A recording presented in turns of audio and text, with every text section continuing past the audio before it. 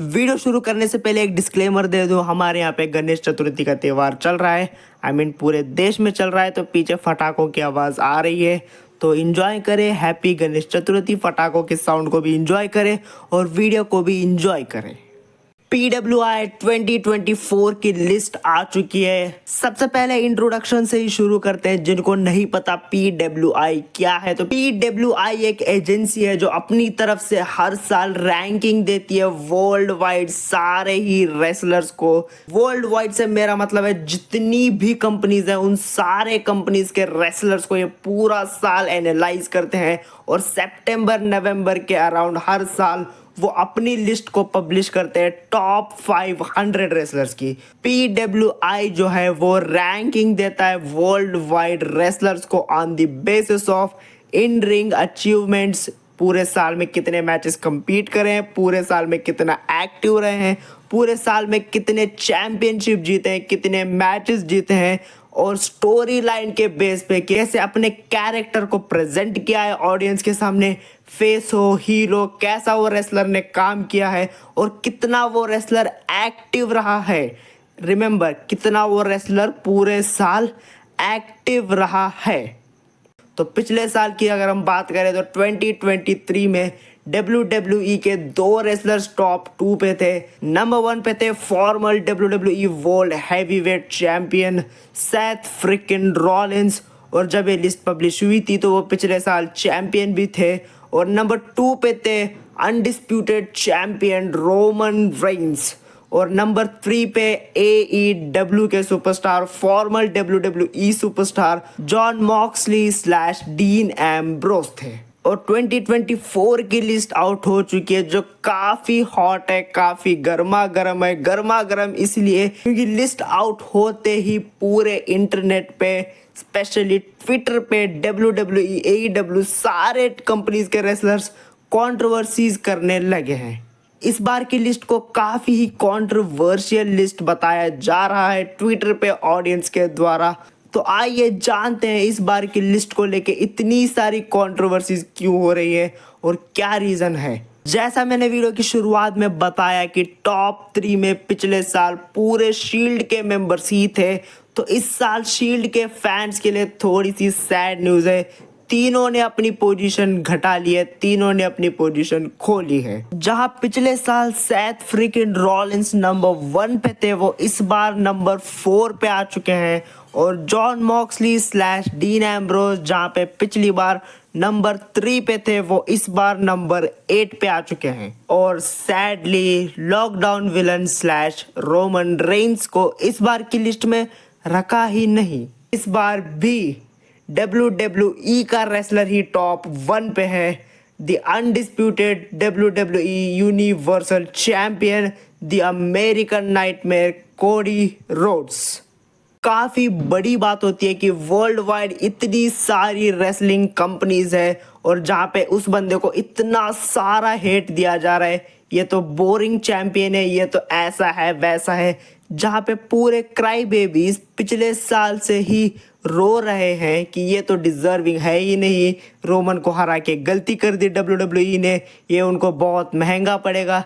तो देख लो भाई कितना महंगा पड़ रहा है कि कोडी रोड्स 500 रेसलर्स के बीच टॉप 1 पे है, टॉप 1 पे। To be honest, Cody Rhodes ये वाला स्पॉट डिजर्व करते हैं।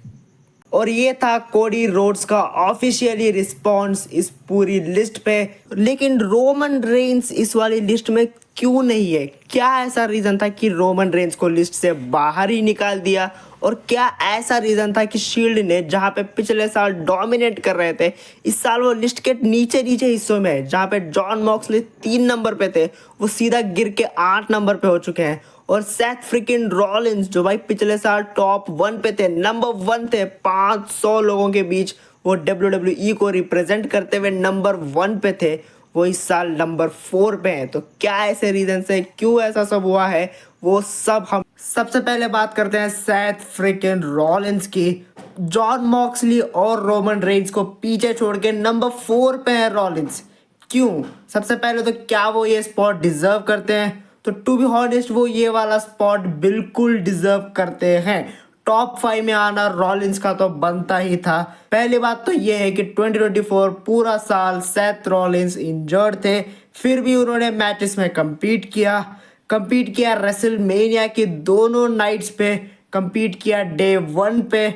सबसे पहले डे 1 पे उन्होंने डिफेंड करी अपनी वर्ल्ड हैवीवेट चैंपियनशिप को इंजर्ड होते हुए ड्रू मैकिंटायर के अगेंस्ट। उसके बाद एलिमिनेशन चैम्बर पीपीवी में भी सेथ फ्रिकिन रॉलिंस ने अपना रोल निभाया। वो और कोडी रोड्स गए थे शो पे ग्लेसन वॉलर के वॉलर इफेक्ट शो के अंदर। और फिर आता है आखिरी पड़ाव रेसलमेनिया 40, जहां पे रॉलिंस ने लगातार 3 मैचेस में कंपीट किया। कंपीट से मेरा मतलब है 3 मैचेस में एक्टिव थे वो। सबसे पहले तो नाइट 1 में मेन इवेंट में कंपीट किया टैग टीम मैच के अंदर कोडी रोड्स के साथ रोमन रेंस और दी रॉक को। और उसके बाद नाइट 2 के स्टार्ट में ही अपनी चैंपियनशिप को डिफेंड करी ड्रू मैकिंटायर के अगेंस्ट, और वहां पे वो सैडली हार गए। और मेन इवेंट जहां पे रॉलिंस को ढंग से खड़ा भी नहीं जा रहा था, फिर भी वो आए वहां पे अपना शो अप किया और वो शील्ड बने कोडी रोड्स की, और अपनी इंजर्ड बैक पे चेयर शॉट खाया और टाइटल हार के कोडी को टाइटल जितवा के रॉलिंस चले गए। और यहाँ से आपको पता चल गया कि वो 4th स्पॉट पे क्यों है। और अब बात करते हैं कि वो टॉप 3 के अंदर क्यों नहीं आ पाए। साल का सेकेंड हाफ सबसे ज़्यादा मैटर करता है, कोई भी चीज़ में ले लो, कोई भी स्पोर्ट में ले लो। तो सेकेंड हाफ में रॉलिंस का उतना कुछ रोल था ही नहीं। सबसे पहले तो वो इंजर्ड होके चले गए थे फर्स्ट हाफ में, फिर सेकेंड हाफ में जून में उनका रिटर्न होता है। नो चैम्पियनशिप, एक मैच उन्होंने कम्पीट किया मनी इन द बैंक में, जहाँ पे वो सैडली फिर से हार गए मैच। और सेकेंड बार उन्होंने रेफरी का रोल निभाया समर स्लैम में, और फिर वापस से इंजर्ड होके चले गए। तो इसके कारण वो टॉप 3 में नहीं आ पाए, टॉप 4 में अपना स्पॉट बना लिया। अब बात करें रोमन रेंस की, तो नो डाउट रोमन रेंस बहुत बढ़िया सुपरस्टार है। PWI जो लिस्ट निकालती है वो वर्ल्ड वाइड रेसलर्स की निकालती है, सारे रेसलर्स की। तो बताओ सारे रेसलर्स के कंपैरिजन में रोमन रेंस कितना एक्टिव थे 2024 में। रॉयल रंबल में उन्होंने कम्पीट किया फेटल 4-वे के अंदर, और उसके बाद रेसलमेनिया के अराउंड वो एक्टिव थे, लेकिन वहाँ पे उनका स्पॉट सैडली छीन लिया गया दी रॉक के द्वारा।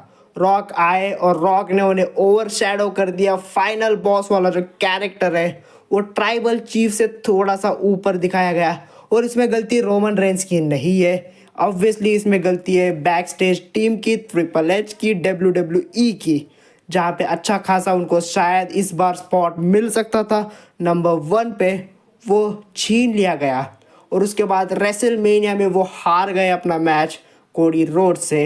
और वो कोई इंजर्ड नहीं थे, कोई भी उन्हें ऐसी सीरियस कह लो या फिर छोटी मोटी इंजरी नहीं हुई थी उस मैच से। फिर भी मैच हारने के बाद रोमन रेंस को एक लंबी हॉलीडे के लिए भेज दिया गया, जहाँ पे पूरा फर्स्ट हाफ उनका वेस्ट हो गया, सेकेंड हाफ भी पूरा ख़त्म हो गया। और सेकेंड हाफ एंड होने के बाद, लिस्ट ऑलमोस्ट आउट होने के बाद, वो बंदा अब आया है वापस। ओके, अब देखो ये वाला जो गैप था, हॉलीडे टूर था, वो WWE के लिए बहुत इंपॉर्टेंट था, बहुत ज़्यादा वो व्यूज़ बटोर के लाया। लेकिन PWI जो है वो पूरे ओवरऑल वर्ल्ड के रेसलर्स को देखती है, तुम्हारी सोलो सिंगल स्टोरी लाइन पे नहीं फोकस करती। इसलिए ये वाला जो गैप था, इस गैप में सोलो सिकोवा ने परफॉर्मेंस दिखाई, बहुत अच्छा परफॉर्मेंस दिखाया, और solo Sikoa made in the list, और रोमन रेंस लिस्ट से बाहर हो गए। अब एक सुपरस्टार पूरे साल एक्टिव ही नहीं रहा तो लिस्ट में कैसे आएगा। तो ये सिंपल सा रीज़न है कि रोमन रेंस इस बार के लिस्ट में क्यों नहीं है। और अब अगर हम बात करें जॉन मॉक्सली / डीन एम्ब्रोस की, तो वो बंदे ने भी बहुत बढ़िया काम किया है कंपनी के बाहर जाके। AWE में तो बहुत बढ़िया काम किया ही है, लेकिन 2024 में वो NJPW चैम्पियन भी बने थे, NJPW वर्ल्ड हैवीवेट चैम्पियन बने थे। और इस साल उन्होंने हिस्ट्री भी क्रिएट कर दी, जहाँ पे वो सिंगल बंदे बन गए हिस्ट्री के जिन्होंने 3 बड़ी कंपनीज की वर्ल्ड चैम्पियनशिप को जीता है। WWE के फॉर्मल वर्ल्ड चैंपियन है वो, AEW वर्ल्ड चैंपियनशिप भी उन्होंने जीती है और इस साल NJPW चैंपियनशिप भी जीत ली। और अगर हम बात करें एक्शन की तो भाई टू बी ऑनेस्ट जितना बढ़िया action dean Ambrose / John Moxley करते हैं उतना तो भैया कंपेयर भी मत करो, कोई भी नहीं करता है उतना, तो कोई भी नहीं करता। उनका खुद का पुराना कैरेक्टर ही ले लो डीन एम्ब्रोज, वो भी कम्पीट नहीं कर सकता इतना बेहतर, ना ही अमेरिकन नाइटमेयर कोडी रोड्स, ना ही रोमन रेंस, ना ही सेथ रॉलिंस। तो मुझे थोड़ा सा यहाँ पे ऐसा लग रहा है कि डीन एम्ब्रोज को जो है थोड़ा सा ऊपर स्पॉट मिल सकता था।